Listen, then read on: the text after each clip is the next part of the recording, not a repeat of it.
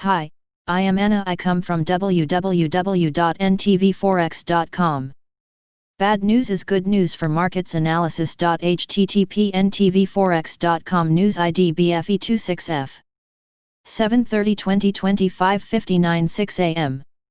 As expected, the Federal Reserve Fed maintained its dovish policy stance at this month's meeting, as Chair Jerome Powell painted a gloomy picture of the economy, emphasizing that the global economy is faced with the most severe recession of our lifetime, that the path forward is extraordinarily uncertain, and that the most recent data points at a slower pace of recovery.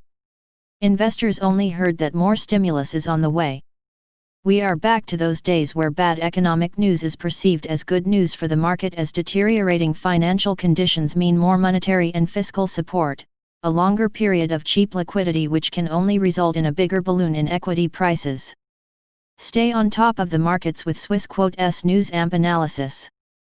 So, the irony is, the US GDP data should confirm near 35% slump in the second quarter, and the worst GDP read on record could have a further boosting effect on US and global equities. The Dow Jones 0.61%, the S&P 500 1.24% and Nasdaq 1.35% gained on dovish Fed, while US policymakers announced that Republicans and Democrats are not ready to agree on the next fiscal stimulus package just yet. But we believe that a $1.50 $2 trillion deal will soon see the daylight.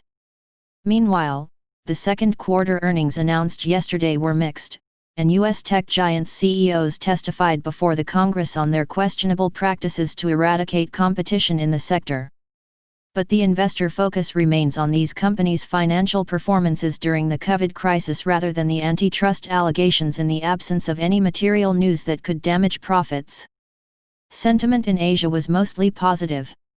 Stocks in Hong Kong 1.05% and China 0.50% advanced, the ASX 200 0.74% gained, while the Nikkei 0.12% failed to consolidate gains even with significantly better than expected retail sales data in June.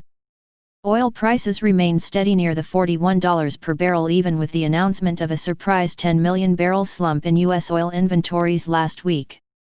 There is a clear toppish sentiment in oil markets where the hesitation to carry the prices higher could trigger a retracement below the $40 PB. Prospects of slower economic recovery and the OPEC's hurry to trim production cuts point that the demand-supply dynamics are not supportive of further short-term gains in oil markets. The US dollar remains unloved as dovish Fed boosts inflationary pressures. The US Treasury yields remain at depressed levels. Rising inflation expectations in the US mean that even a slightest uptick in inflation would send the real yields to negative levels, if they are not there yet. As such, the zero-negative real rate environment continues giving a solid support to gold. The yellow metal sees buyers below the $1,950 per ounce.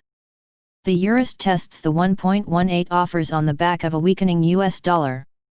The German GDP data is expected to reveal a 9% decline in the second quarter.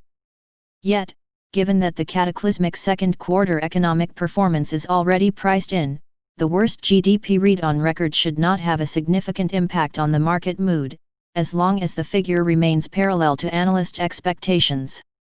Cable flirts with the 1.30 resistance on soft US dollar. No deal Brexit worries could limit the sterling's upside potential but will unlikely stop its rise against the greenback in the short term. Subscribe our channel to receive the news as soon as possible.